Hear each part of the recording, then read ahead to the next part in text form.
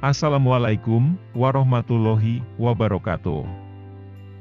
Semoga padamu, Allah melimpahkan keselamatan, rahmat, serta keberkahannya.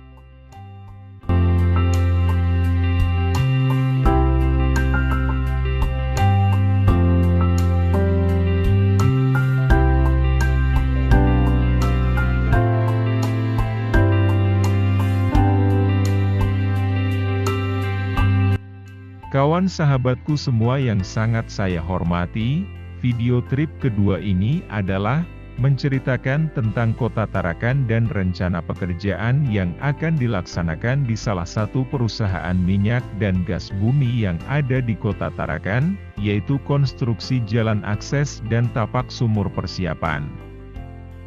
Namun, sekarang saya coba informasikan sedikit gambaran terlebih dahulu tentang Kota Tarakan, yang hanya sebagian kecil saja saya ketahui. Mudah-mudahan sekelumit info tentang Kota Tarakan ini bermanfaat.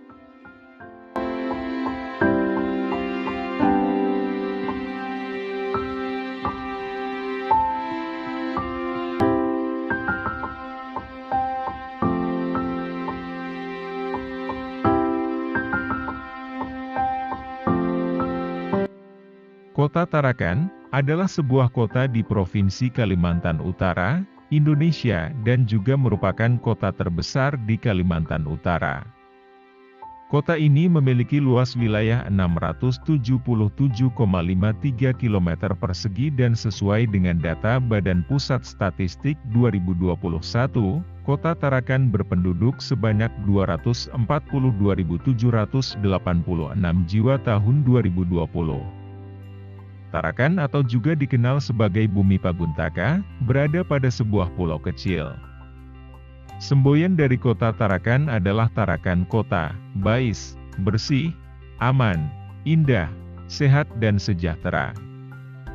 Tarakan menurut cerita rakyat, berasal dari bahasa Tidung, tarak, atau bertemu, dan ngakan, atau makan yang secara harfiah dapat diartikan tempat para nelayan untuk istirahat makan, bertemu serta melakukan barter hasil tangkapan dengan nelayan lain. Selain itu, Tarakan juga merupakan tempat pertemuan arus muara Sungai Kayan, Sesayap dan Malinau.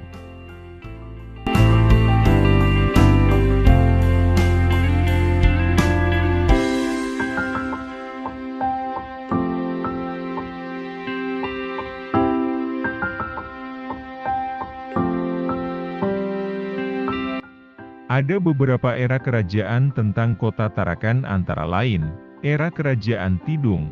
Kerajaan Tidung atau dikenal pula dengan nama Kerajaan Tarakan, Kalkan, Kalka, adalah kerajaan yang memerintah suku Tidung di Kalimantan Utara, yang berkedudukan di Pulau Tarakan dan berakhir di Salimbatu. Sebelumnya terdapat dua kerajaan di kawasan ini, selain Kerajaan Tidung, terdapat pula Kesultanan Bulungan yang berkedudukan di Tanjung Palas.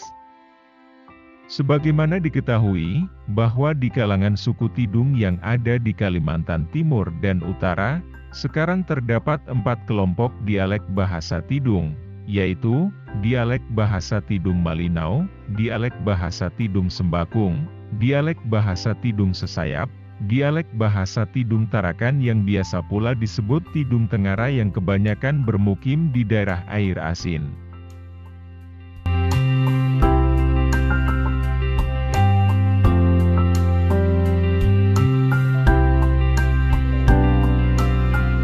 Era Dinasti Tengara. Dinasti Tengara bermulai pada tahun 1557, 1916 Masehi. Dinasti ini pertama kali dipimpin oleh Amiril Rasyid gelar Dato Raja Laut pada tahun 1557 Masehi, dan berakhir pada saat dipimpin oleh Dato Adil pada tahun 1916.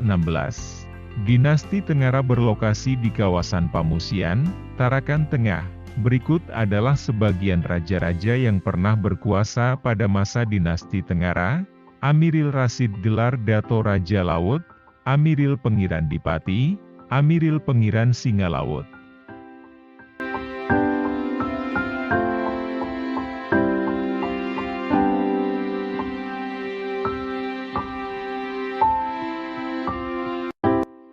Era Hindia Belanda, ketenangan masyarakat setempat agak terganggu ketika pada tahun 1896, sebuah perusahaan perminyakan Belanda, BPM menemukan adanya sumber minyak di pulau ini. Banyak tenaga kerja didatangkan terutama dari Pulau Jawa seiring dengan meningkatnya kegiatan pengeboran.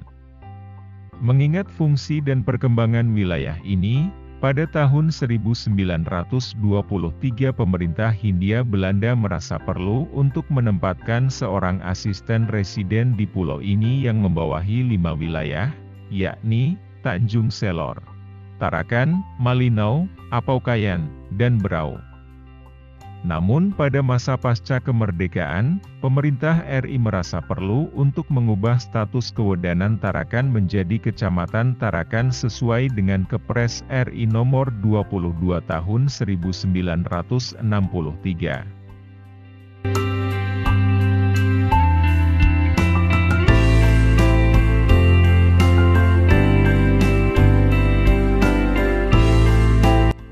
Era pendudukan Jepang. Pada saat pendaratan sekutu, Angkatan Jepang di Tarakan berjumlah 2.200 orang yang didatangkan dari Angkatan Darat Kekaisaran Jepang dan Angkatan Laut Kekaisaran Jepang. Satuan terbesar adalah Batalion Infanteri Independen ke-455 yang berkekuatan 740 orang yang dikomandoi oleh Mayor Tadei Tokoi. 150 pasukan pendukung AD juga ada di Tarakan. Sumbangan AL kepada garnisun Tarakan tersusun atas 980 pelaut yang dikomandoi oleh Komandan Kaoru Kaharu. Satuan laut utama adalah Angkatan Garnisun Laut Kedua yang berkekuatan 600 orang. Satuan laut ini dilatih bertempur sebagai infanteri dan mengoperasikan beberapa senapan pertahanan pesisir. 350 pekerja minyak sipil Jepang juga diharapkan bertempur pada saat serangan sekutu. Angkatan Jepang termasuk sekitar 50 orang Indonesia yang berdinas di Satuan Pengawal Pusat.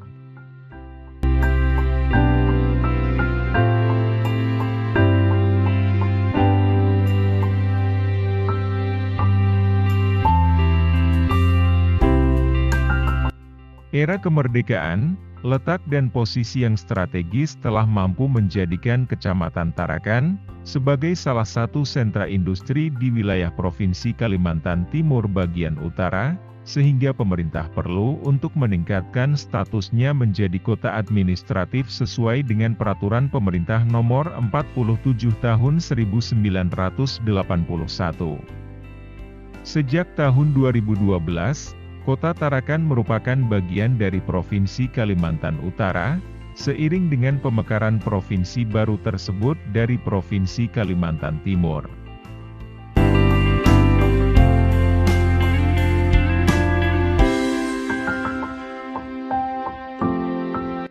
Kawan sahabatku semua, kira-kira demikianlah sekelumit cerita tentang Kota Tarakan yang saya ketahui. Jika dalam informasi tersebut ada kesalahan, mohon untuk dimaafkan.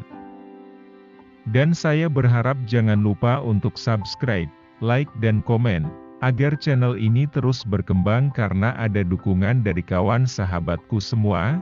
Untuk itu saya mengucapkan banyak terima kasih atas partisipasinya selama ini. Akhir kata, wassalamualaikum warahmatullahi wabarakatuh, salam hangat, dari Agus Suwito, Kalimantan Timur, dan terus tonton video ini sampai tuntas.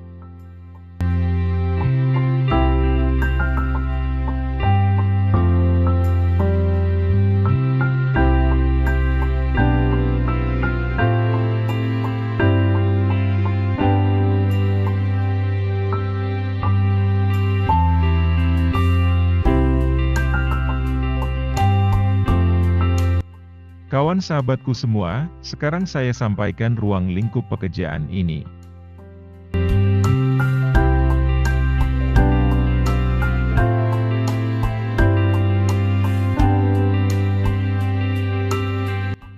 Adapun rencana pekerjaan ini adalah, pekerjaan EPC yang meliputi perawatan dan perbaikan jalan akses road dari Jati sampai ke Welpet, kemudian pembuatan jembatan sementara di beberapa titik untuk akses masuk baik kendaraan serta alat berat maupun material lainnya.